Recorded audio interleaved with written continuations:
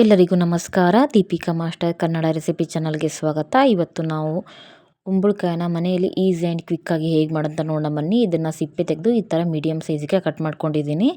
Next ನಾನು ಇನ್ನೊಂದು ಬಾಣಲಿ ಬಿಸಿ ಇಟ್ಬಿಟ್ಟು ಸ್ವಲ್ಪ ಕಡಲೆ ಬೀಜನ ಫ್ರೈ ಮಾಡ್ಕೊತಿದ್ದೀನಿ. ಇದು ಫ್ರೈ ಆದ ತಕ್ಷಣ ಸಿಪ್ಪೆ ತೆಗೆದ್ಬಿಟ್ಟು ಅದನ್ನು ಗರಿಗರಿಯಾಗಿ ಪೌಡ್ರ್ ಮಾಡ್ಕೋಬೇಕು. ನೆಕ್ಸ್ಟು ಅದೇ ಬಾಣಲಿಗೆ ಒಂದು 3ರಿಂದ 4 ಸ್ಪೂನಷ್ಟು ಎಣ್ಣೆ ಹಾಕಿಬಿಟ್ಟು ಎಣ್ಣೆ ಬಿಸಿ ಆಗೋವರೆಗೂ ವೆಯ್ಟ್ ಮಾಡಿ 1 ಸ್ಪೂನಷ್ಟು ಜೀರಿಗೆನ ಹಾಕ್ತಿದ್ದೀನಿ.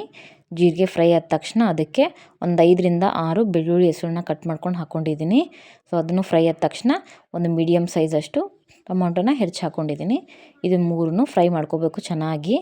ಸೊ ನಂತರ ನಾನು ಏನು ಮಾಡ್ಕೊತೀನಿ ಅಂತಂದರೆ ಆವಾಗಲೇ ಕಟ್ ಮಾಡಿ ಇಟ್ಕೊಂಡಿದ್ದಲ್ವ, ಸೊ ಕುಂಬಳಕಾಯಿನ ಅದನ್ನು ಇಲ್ಲಿ ಆ್ಯಡ್ ಮಾಡ್ತಿದ್ದೀನಿ. ಒಂದು ಸತಿ ಈ ಥರ ಮನೇಲಿ ಮಾಡಿ ನೋಡಿ, ತುಂಬ ಅಂದರೆ ತುಂಬಾ ಚೆನ್ನಾಗಾಗುತ್ತೆ. ಸೊ ನಮ್ಮ ಮನೆಯಲ್ಲೂ ಮುಂಚೆ ನಾವೆಲ್ಲ ಕುಂಬಳಕಾಯಿ ತಿಂತಿರಲಿಲ್ಲ, ಬಟ್ ಈ ಥರ ಮಾಡಿದ್ಮೇಲೆ ಒಂದು ಸತಿ ನಮಗೂ ಇಷ್ಟ ಆಯಿತು. ಹೋಪ್ಸು ನಿಮಗೂ ಇಷ್ಟ ಆಗುತ್ತಂತ ಅನ್ಕೋತೀನಿ. ಚೆನ್ನಾಗಿದು ಮಿಕ್ಸ್ ಮಾಡಬೇಕು, ಎಲ್ಲ ಕಡೆ ಕಲಿಸ್ಬೇಕು. ಇನ್ನೂ ಯಾರೆಲ್ಲ ನನ್ನ ಚಾನಲ್ನ ಸಬ್ಸ್ಕ್ರೈಬ್ ಮಾಡ್ಕೊತಿಲ್ಲ ಅಂದರೆ ಬೇಗ ಸಬ್ಸ್ಕ್ರೈಬ್ ಮಾಡಿಕೊಂಡು ಬೆಲ್ಲೈಕನ್ನ ಪ್ರೆಸ್ ಮಾಡಿ. ನಿಮ್ಮದು ಒಪಿನಿಯನ್ ಏನಾದರೂ ಇತ್ತಂದರೆ ಕಮೆಂಟ್ ಸೆಕ್ಷನಲ್ಲಿ ಕಮೆಂಟ್ ಮಾಡಿ. ನೋಡಿ, ಇಲ್ಲಿ ರುಚಿಗೆ ತಕ್ಕಷ್ಟು ಉಪ್ಪು ಹಾಕ್ಕೊಂಡಿದ್ದೀನಿ. ನೆಕ್ಸ್ಟ್ ನಾನು ಇದಕ್ಕೆ 1 ಚುಟಿಕೆಯಷ್ಟು ನಾನು ಅರಿಶಿನ ಹಾಕ್ಕೋತೀನಿ. ಅರಿಶಿನ ನೋಡಿ ಹಾಕ್ಕೊಳ್ಳಿ ನಿಮ್ಗೆ ಎಷ್ಟು ಬೇಕಷ್ಟು. ನೆಕ್ಸ್ಟ್ ನಾನು ಇದಕ್ಕೆ ರುಚಿಗೆ ತಕ್ಕಷ್ಟು ಖಾರನ ಹಾಕ್ಕೋತಿದ್ದೀನಿ. ಖಾರನೂ ನೋಡ್ಕೊಂಡು ಹಾಕ್ಕೊಳ್ಳಿ, ನಿಮ್ಗೆ ಎಷ್ಟು ಬೇಕಷ್ಟು. ಉಪ್ಪು ಖಾರ ಎಲ್ಲ ನಿಮ್ಮ ರುಚಿಗೆ ತಕ್ಕಂಡು ಹಾಕ್ಕೊಳ್ಳಿ, ಓಕೆನಾ. ನೆಕ್ಸ್ಟ್ ಇದನ್ನು ನಾವು ಚೆನ್ನಾಗಿ ಕಲಿಸ್ಬೇಕು. ನೀವು ಒಂದು ಸತಿ ಈ ಥರ ಮಾಡಿದ್ರೆ ಇದು ಗೊತ್ತೇ ಆಗೋಲ್ಲ ಕುಂಬಳಕಾಯಿ ಪಲ್ಯ ಅಂತ. ಇದು ನನ್ನ ಫ್ರೆಂಡ್ ನನಗೆ ಒಂದು ಸತಿ ಮಾಡಿಬಿಟ್ಟು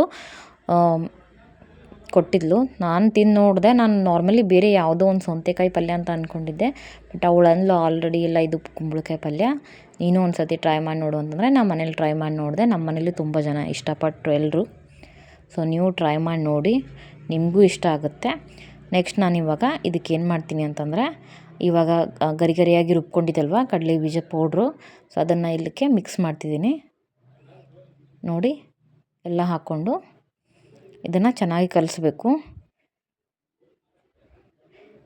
ಸೊ ನೋಡಿ, ಈ ಥರ ಚೆನ್ನಾಗಿ ಕಲಿಬೇಕದು. ಈ ಥರ ನೀವು ಪೌಡ್ರ್ ಹಾಕಿದ್ಮೇಲೆ ಕಡಲೆ ಬೀಜ ಪೌಡ್ರು, ಸೊ ಫ್ಲೇಮ್ನ ಸಣ್ಣಗಿಡಿ, ಲೋ ಆಗಿಡಬೇಕು, ಇಲ್ಲಾಂದರೆ ಸೀದೋಗುತ್ತೆ. ನೆಕ್ಸ್ಟ್ ನಾನು ಇದಕ್ಕೆ ನೀರನ್ನ ಹಾಕ್ಕೋತಿದ್ದೀನಿ.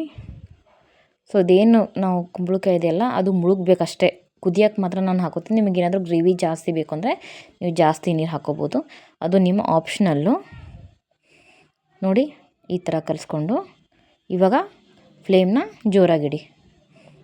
ಒಂದು ಕುದಿ ಬರಬೇಕು. ಒಂದು ಕುದಿ ಬಂದ ತಕ್ಷಣ ನೀವು ಬೇಕಾದರೆ ಫ್ಲೇಮ್ನ ಲೋ ಆಗಿಟ್ಬಿಟ್ಟು ಮೇಲ್ಗಡೆ ಮುಚ್ಚಿದ್ರೆ ಅದು ತಾನೇ ಕುದಿಯುತ್ತೆ. ಈಸಿ ಇದೆ, ಜಾಸ್ತಿ ಏನು ಟೈಮ್ ತೊಗೊಳ್ಳಲ್ಲ, ಕ್ವಿಕ್ಕಾಗಿ ಕೂಡ ಆಗುತ್ತೆ. ಮನೇಲಿ ಇರೋ ಇಂಗ್ರೀಡಿಯೆಂಟಿಂದನೇ ಈಸಿಯಾಗಿ ಮಾಡ್ಕೋಬೋದು, ತುಂಬ ರುಚಿಯಾಗಿರುತ್ತೆ. ಓಕೆ, ಇನ್ನೂ ಸಬ್ಸ್ಕ್ರೈಬ್ ಮಾಡದೆ ಹಾಗೆ ನೋಡ್ತಿದ್ರೆ ಬೇಗ ಸಬ್ಸ್ಕ್ರೈಬ್ ಮಾಡಿಕೊಂಡು ಬೆಲ್ಲೈಕನ್ನ ಪ್ರೆಸ್ ಮಾಡಿ. ಹೋಪ್ಸೋ ಈ ವಿಡಿಯೋ ಇಷ್ಟ ಆಗಿದೆ ಅಂತ ಅನ್ಕೋತೀನಿ. ನೋಡಿ, ಸೊ ನಮ್ಮ ಕುಂಬಳಕಾಯಿ ಪಲ್ಯ ರೆಡಿಯಾಗಿದೆ. ಇನ್ನೂ ನಾನು ಹಳೆ ರೆಸಿಪಿ ನೋಡಿಲ್ಲ ಅಂತಂದರೆ ಇಲ್ಲಿ ಮೇಲೆ ಡಿಸ್ಪ್ಲೇ ಮೇಲೆ ನನ್ನ ಎಲ್ಲ ಹಳೆ ರೆಸಿಪಿ ಹಾಕಿದ್ದೀನಿ, ಹೋಗಿ ಒಂದು ಸತಿ ಚೆಕ್ ಮಾಡ್ಕೊಂಡು ನೋಡ್ಕೊಂಬನ್ನಿ. ಕೆಳಗಡೆ ಕೂಡ ನಾನು ಹಳೆ ವೀಡಿಯೋಸ್ ಎಲ್ಲ ರೆಸಿಪಿ ವೀಡಿಯೋಸ್ ಹಾಕಿದ್ದೀನಿ, ಅಲ್ಲೂ ಕೂಡ ಹೋಗಿ ನೋಡ್ಕೊಂಬನ್ನಿ. ಹೋಪ್ಸ್ ಆ ವೀಡಿಯೋಸ್ ಕೂಡ ನಿಮಗೆ ಇಷ್ಟ ಆಗ್ಬೋದು. ನೆಕ್ಸ್ಟ್ ನಾನು ಮುಂದಿನ ರೆಸಿಪಿ ಜೊತೆ ನಾನು ನಿಮಗೆ ಮತ್ತೆ ಸಿಗ್ತೀನಿ. ಅಲ್ಲಿವರೆಗೂ ಬಾಯ್ ಫ್ರೆಂಡ್ಸ್.